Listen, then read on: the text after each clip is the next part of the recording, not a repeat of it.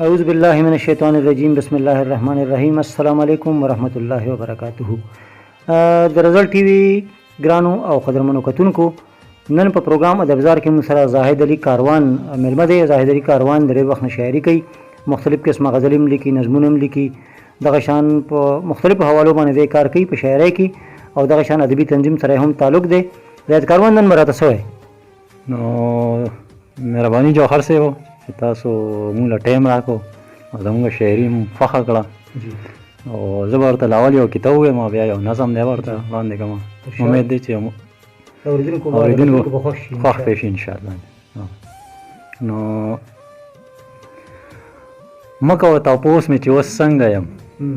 مه کوه تپوس مې چې اوس څنګه یم، او هغه شانتې نه یم بدرنګه یم، او نه یم پروادار د زمانې د سو، نه یم پروادار د زمانې د سو، ستا په وفا پایم که بې ننګه یم، او مینه لیونۍ مې زړه کې اوس هم شته، مینه لیونۍ مې زړه کې اوس هم شته، او زه دې لا غمونو ته ترڅنګه یم. اوس یو نظم دی چې په ظاهره یم استانه صبر شوی، په ظاهره یم استانه صبر شوی، په ظاهره یم استانه صبر شوی، او زړه مې هاغسې لا ستا مینه لري، خو ته هغه نه یې زه هغه لیونی یم، هغه شان لارې کوڅې تا پسې ګورم، ته هغه نه یې زه هغه لیونی یم، هغه شان لارې کوڅې تا پسې ګورم، هر یو مخ کې راته ستا تصویر ښکارېږي، کله کله په ژړا شم خپل ځان ته، او کله کله په خندا شم خپل ځان ته. ډېر ښه. نو دا ووایه چې دا مې مینتوب دی، او که زه یم سودایي یا لیونتوب دی،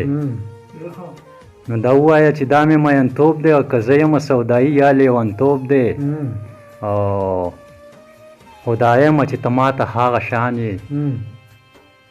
ما ته هغسې زما هغه جانان یې، بس یو دا غرض کومه ای جانانه، او په خپل خیال کې زما خیال کړه کله کله، بس یو دا غرض کومه ای جانانه، په خپل خیال کې زما خیال کړه کله کله، مه را درومه مه را درومه، خو چې زړه نه مې هېر نه کړي، ما چې نورو پردو خلکو کې شمېر نه کړي، مونږ چې کړي وو لفظونه ستا به یاد شي،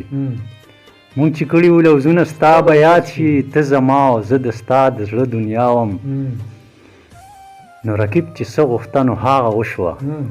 نو رقیب چې څه غوښته نو هغه وشوه، زما ستا لارې جدا کړه د یو بل نه، زمانې مو پر یادونه څه منل نه،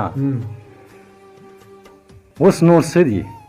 اوس نور څه دي، ستا یادونه دي او زه یم، څه نیمګړي ارمانونه دي او زه یم، اوس نور څه دي، ستا یادونه دي او زه یم، او څه نیمګړي ارمانونه دي او زه یم، د زاهد کاروان په خیال فکر کې ته یې، او وفادار یم ستا په نوم لا ژوند کومه، د زاهد کاروان په خیال فکر کې ته یې، وفادار یم ستا په نوم لا ژوند کومه، او مینه ستا مې لا تر اوسه په زړګي شته، ستا یادونه په زړګي د لیوني شته. مهرباني وسره. ډېر ښه. دا و زاهد علي کاروان چې موږ ته ډېر ښایسته نظم وړاندې کړو. ستاسو ډېره زیاته مننه او شکریه.